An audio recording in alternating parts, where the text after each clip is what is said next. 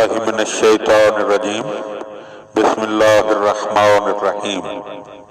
مولا کائنات حضرت امیر المومنین علی ابن ابی طالب علیہ السلام کے مجموعہ کلام نہج البلاغہ کے پہلے باب کا خطبہ نمبر 193۔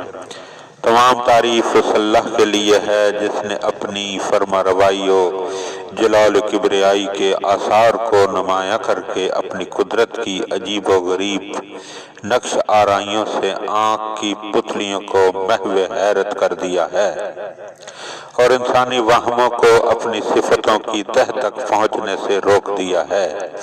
میں اقرار کرتا ہوں کہ اللہ کے علاوہ کوئی معبود نہیں، ایسا اقرار جو سراپا ایمان، یقین، اخلاص اور فرمانبرداری ہے، اور گواہی دیتا ہوں کہ محمد صلی اللہ علیہ وآلہ وسلم اس کے بندہ اور رسول ہیں، جنہیں اس وقت رسول بنا کر بھیجا کہ جب ہدایت کے نشان مٹ چکے تھے اور دین کی راہیں اجڑ چکی تھیں، آپ نے حق کو آشکارا کیا، خلق خدا کو نصیحت فرمائی، ہدایت کی جانب رہنمائی فرمائی، افراط و تفریط کی سمتوں سے بچ کر درمیانی راہ پر چلنے کا حکم دیا۔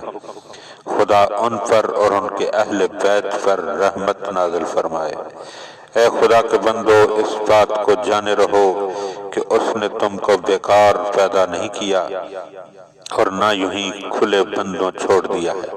جو نعمتیں اس نے تمہیں دی ہیں ان کی مقدار سے آگاہ، اور جو احسانات تم پر کیے ہیں اس کا شمار جانتا ہے۔ اس سے فتح و کامرانی و حاجت روائی چاہو، اس کے سامنے دست طلب پھیلاؤ، اس سے بخشش و عطا کی بھیک مانگو۔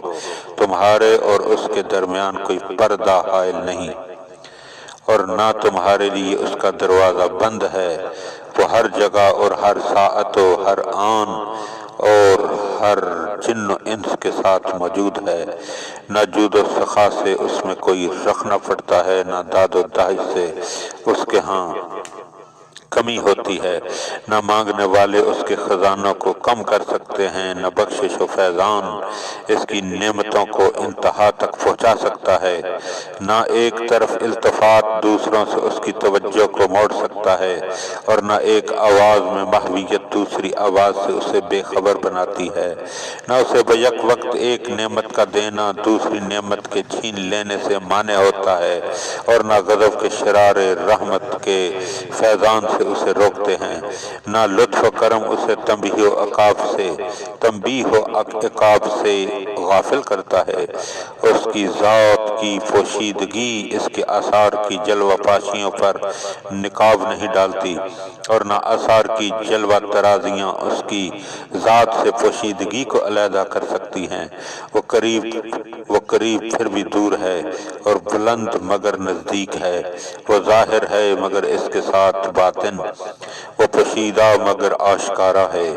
وہ جزا دیتا ہے مگر اسے جزا نہیں دی جا سکتی۔ اس نے خلقت کائنات کو سوچ سوچ کر ایجاد نہیں کیا، اور نہ تکان کی وجہ سے ان سے مدد لینے کا محتاج ہے۔ اے اللہ کے بندو، میں تمہیں خوف خدا کی نصیحت کرتا ہوں، کیونکہ یہ سعادت کی باغ دوڑ اور دین کا مضبوط سہارا ہے۔